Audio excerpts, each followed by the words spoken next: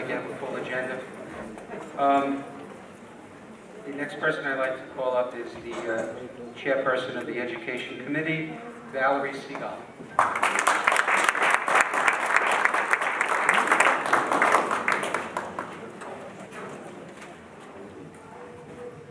Hi everyone, and I welcome you to the new Proactive Manhattan Beach Neighborhood Association. I am very privileged to be a part of this great group, and as Ed mentioned, we did become very kind of close and share ideas, and hopefully we'll be able to provide everything that you're looking for.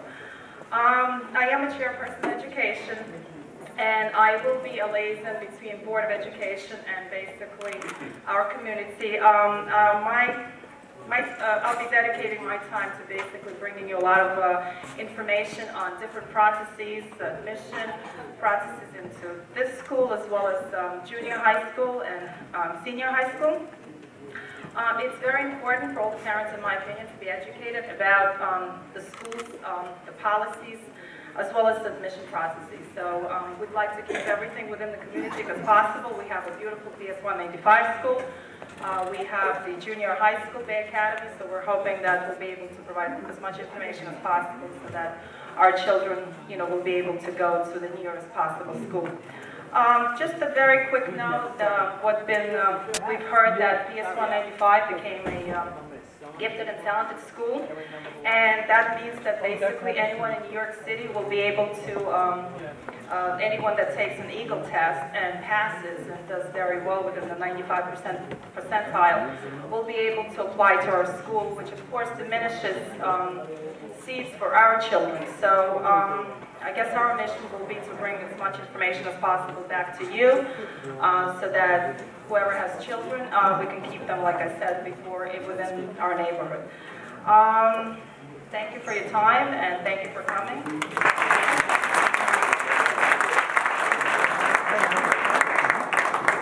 Thank you, Valerie. I'd like to call up Albert Hassan from Beachside. Check each home, anything's unusual, they see someone by the door that doesn't look right, they call up either the member, they'll call up the police if appropriate, and they'll take action. If a member calls up that there's someone outside their house, either looks suspicious, making noise, whatever it is, rather than you coming out in your underwear and t-shirt, you have the guard come by, and he'll talk to the guy. He's in a uniform, he has the car, he has the lights, he's more scary than most of us are, and he'll address the situation much better than we will. And it sends a better message. If not, the guy will come back and break your window the next day. If the guard does it, let him break the guard's window, take it up with them. It's not your problem. It's a very good service, but this only works when you have the whole neighborhood participating. To have 10 people, you're not going to have all the hours that we want. We currently have about 16 hours a day. We want to have 24 hours. The smaller the window of opportunity for vandals or criminals to act in our neighborhood, the better. There's a lot of people here that probably aren't members. We have applications here, little envelopes. All it is, $400. You can have the best alarm system in the world. All that's going to do is make a lot of noise and call someone. It's not going to jump off your wall and start scaring people away. It's not going to come to your aid if you need that. When you have the guard, it calls the guard, he's there immediately. If you have an alarm system, you know how long it takes the police to respond. It's not exactly the top priority. When there's a bank robbery and a house alarm, they go into the bank robbery. The guard doesn't respond to bank robbery, so he's coming to your house alarm. It's really very effective, very efficient. Questions I'll have at the end. It's very effective, very efficient, and it's highly recommended. I also have a Wall Street Journal article that I reprinted from a couple of months ago. Explains the importance of having security for your home. Feel free to take some extra copies home, read it, and you'll see the importance of it. There's tons of stories. I'm not going to get into all of them now. If you have neighbors, talk to them. They'll tell you how good the guards are, and they're really very efficient. Responding to the issue of the guards and the police, since that was brought up earlier. The guards do call 911, and 911 does take a security service calling much more seriously than a homeowner. And the police are familiar with the guards, they know the guards, they know that if they're calling, then it's almost as if, it's not that the police needs assistance, but if a security personnel needs assistance, it's taken much more seriously than a homeowner saying, oh, someone's making a lot of noise outside. Okay? The second thing is very often there's unmarked cars going around the neighborhood that are in cars that no one here would recognize. I'm not going to disclose what kind of cars they are, but very often there's an unmarked car, some car that does not look like a police car, pulls up, next to the guard, says, hi, I'm in the neighborhood, if you need anything, you let me know. The guard knows they're there, anything going on, the guard calls that unmarked cop, he's all over those people who, figure, oh, security guard, I'm not afraid of him. Second later, cops jump out of a car, now they say, oh, this security, they take it seriously.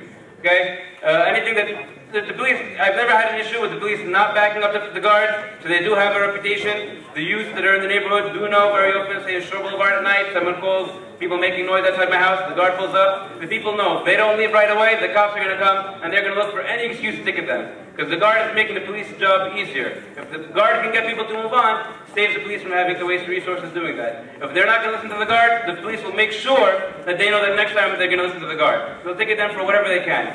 So it's really very effective, very efficient, and everyone here should join. There's really no reason not to. The service is only extended to the members themselves. If you're not paying, your alarm rings, don't expect the guard to come and help you out and say, oh, I should have paid. It's too late. Pay now, and trust me, if you ever are in need of the guard service, you'll be more than happy that you had paid your $400. You're getting about $1 a day, just a little bit more, and it's the most important thing you can do. I'm just take 2 or 3 questions, the rest will be later.